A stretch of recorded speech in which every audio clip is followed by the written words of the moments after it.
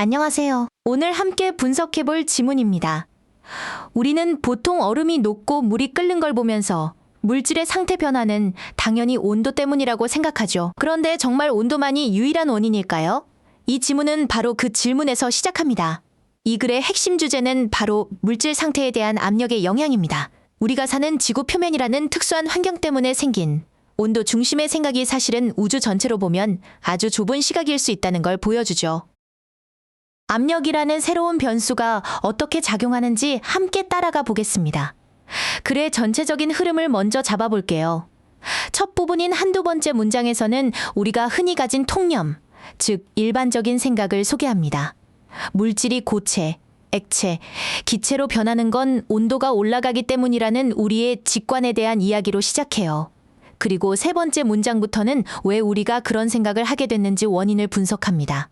바로 우리가 일정한 압력 환경에 살기 때문이라는 거죠. 그러면서 우리가 경험하는 압력 변화는 행성 전체에 비하면 아주 사소하다고 말하며 우리의 생각을 반박하기 시작합니다. 마지막으로 여섯 번째 문장부터는 진짜 핵심 원리를 설명합니다. 압력은 깊이에 따라 급격히 증가하고 그 결과 행성 전체의 압력 범위는 우리의 상상을 초월할 정도로 엄청나다는 결론을 내리면서 글을 마무리합니다. 자, 이 흐름을 기억하면서 첫 문장부터 자세히 살펴볼게요.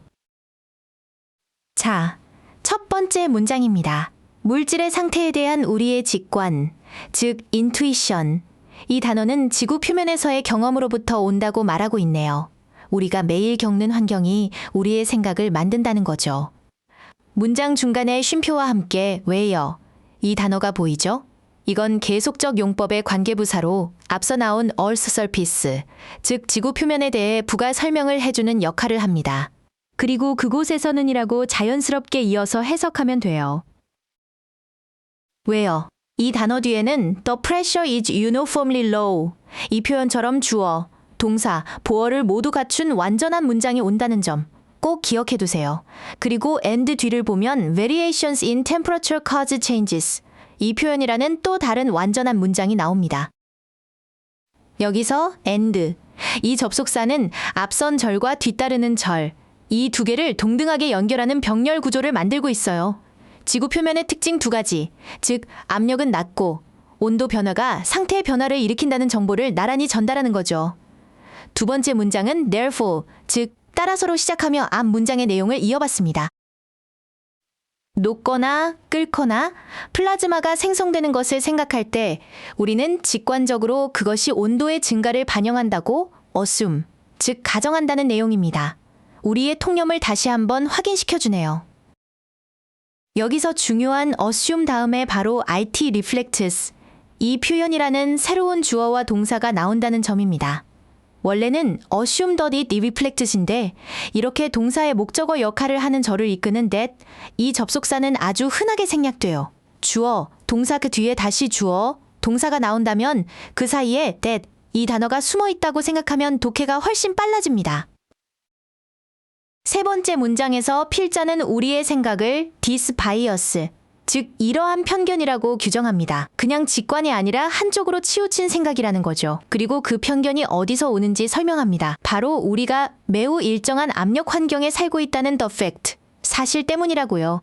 여기서 the fact, 이 표현 뒤에 나오는 that, 이 단어는 아주 중요합니다. 이 that, 이 단어는 관계대명사가 아니라 동격의 접속사예요.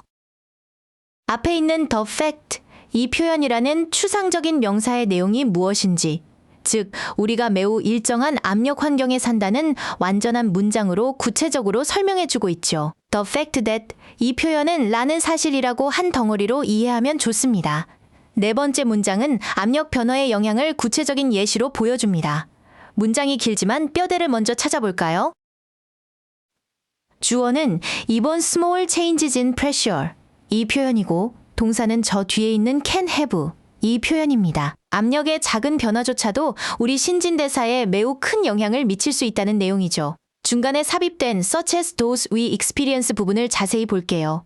those, 이 명사 뒤에 we experience, 이 표현이라는 주어, 동사가 바로 따라 나오죠? 이럴 땐 거의 항상 목적격 관계 대명사가 생략된 겁니다. experience, 이 단어의 목적어가 비어 있잖아요. 우리가 경험하는 그것들, 즉 앞에서 말한 압력의 변화를 가리키는 거죠. 한 가지 더. 여기서 도수, 이 단어가 가리키는 게 뭘까요? 막연히 사람들이라고 해석하면 안 됩니다. 앞에 나온 복수명사, 바로 changes, 이 단어를 대신 받고 있어요. 즉, 우리가 경험하는 변화들과 같은이라는 의미가 되는 겁니다. 대명사가 무엇을 가리키는지 정확히 찾는 것은 해석의 기본입니다. 5번째 문장은 but, 그러나로 시작하며 분위기를 전환합니다. 우리가 경험하는 압력 변화는 전체 행성 환경의 압력 범위에 비하면 트리비얼, 즉 사소하다고 말하네요. 앞 문장에서 압력 변화가 우리 몸에 큰 영향을 준다고 했지만 그조차도 행성 전체 스케일에서는 아무것도 아니라는 거죠. 논의의 범위를 지구 표면에서 행성 전체로 확장하고 있습니다. 여기서 compared to, 이 표현을 주목해 주세요. 와 비교했을 때라는 뜻으로 두 대상을 비교할 때 아주 유용하게 쓰이는 표현입니다.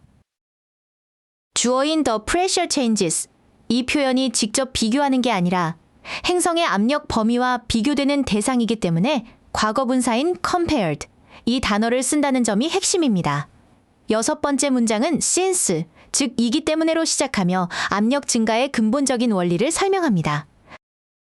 압력은 그 위를 덮고 있는 물질의 무게에 의해 제어되기 때문에 깊이에 따라 급격히 증가한다는 과학적 사실을 제시하고 있죠. 이제 왜 행성의 압력 범위가 큰지에 대한 근거가 등장한 겁니다. 이 문장의 pressure is controlled by 부분을 보세요. 주어인 pressure, 압력이 스스로 무언가를 제어하는 게 아니라 무게에 의해 제어되는 것이기 때문에 비동사 플러스 pp 형태의 수동태가 쓰였습니다. 과학 지문에서처럼 객관적인 사실을 서술할 때 아주 흔하게 사용되는 표현 방식입니다. 7번째 문장은 imagine, 즉 상상해보라는 명령문으로 시작합니다. 독자에게 직접 말을 걸어서 집중을 유도하는 효과가 있죠. 1마일, 약 1.6km 두께의 암석 무게가 만들어내는 압력이 얼마나 클지 상상해보라고 하면서 앞서 말한 원리를 더 생생하게 느끼게 해줍니다. 여기서 precious, 이 단어 뒤에 나온 generated, 이 단어는 동사가 아니라 과거분사입니다. 앞에 있는 precious, 이 단어를 꾸며주는 역할을 하죠. 압력은 스스로 무언가를 생성하는 게 아니라 무게에 의해 생성되는 것이므로 수동의 의미를 가진 과거분사 generated, 이 단어를 쓴 겁니다. 원래는 precious which are generated, 이 표현에서 주격 관계대명사와 비동사가 생략된 형태라고 볼 수 있어요. 마지막 8번째 문장입니다. For this reason, 이러한 이유로, 즉 앞에서 설명한 원리 때문에 행성의 압력 범위는 enormous, 즉 엄청나다고 결론을 내리고 있습니다. 이 단어가 글 전체의 핵심 내용을 요약해주네요. 그 엄청난 범위가 어느 정도인지 from A to B 구조를 사용해서 구체적으로 보여줍니다. 우주에서는 거의 0에 가까운 압력에서부터 행성 내부에서는 수백만 기압에 이르는 압력까지, 이 구조 덕분에 행성의 압력 범위가 얼마나 광대한지 명확하게 이해할 수 있죠. 이제 글의 흐름을 만들었던 핵심 어휘들을 정리해 보겠습니다. 먼저, 필자는 우리의 생각을 처음에는 intuition, 즉 직관이라고 표현했다가 나중에는 bias, 편견이라고 말합니다. 이 단어 변화를 통해 우리가 당연하게 여겼던 생각이 사실은 제한된 경험에서 온 치우친 생각일 수 있음을 지적하는 거죠. 다음으로 규모를 나타내는 두 단어의 대조가 아주 인상적입니다. 우리가 경험하는 압력 변화는 트리비알, 사소하다고 표현한 반면 행성 전체의 압력 범위는 enormous, 엄청나다고 말하죠. 이 극명한 대조를 통해 주제를 효과적으로 강조하고 있습니다. 마지막으로 이 글의 진짜 주인공은 pressure, 압력입니다. 그리고 논의의 무대를 지구 표면에서 planetary, 즉 행성 전체 환경으로 넓히면서 온도라는 변수에만 익숙했던 우리의 시각을 확장시켜주고 있습니다. 오늘 지문을 정리해 보겠습니다. 이 글은 물질의 상태 변화는 온도 때문이라는 우리의 통념이 사실은 일정한 압력이라는 특수한 환경에서 비롯된 편견임을 지적합니다. 그리고 시야를 행성 전체로 넓혔을 때 압력이야말로 물질의 상태를 결정하는 엄청나게 중요한 요인이라는 과학적 원리를 명확하게 보여주었죠. 오늘 강의는 여기까지입니다. 글의 논리적 흐름과 문장들을 뒷받침하는 핵심 문법, 그리고 주장을 강화하는 어휘의 쓰임을 다시 한번 꼭 복습해보세요. 수고 많으셨습니다.